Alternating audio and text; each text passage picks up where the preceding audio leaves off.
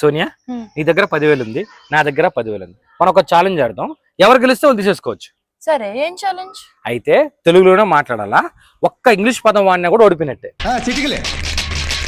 English కాదు, ఆంగ్లం. Start చేద్దామా? స్టార్ట్ చేద్దామా కాదు, మొదలు పెడదామా? ఓకే, మొదలు పెడదామా? ఓకే కాదు, సరే సరే మొదలు పెడదామా. అడుగు. ఈ రోజు మధ్యాహ్నం నువ్వు ఏ కూర తిన్నావు? కోడి కూర. ఏం చెప్పావురా? సన్నీ, నువ్వు ఇక్కడికి దేని మీద వచ్చావు? నేను అది చక్ర వాహనంలో వచ్చా. Knowledge is divine. ఆహా. సోనియా, కాలక్షేపం కోసం నువ్వు చేసే 2 పనులు చెప్పు. రెండా? మొదటిది, నా ప్రియుడి బుర్ర తింటా.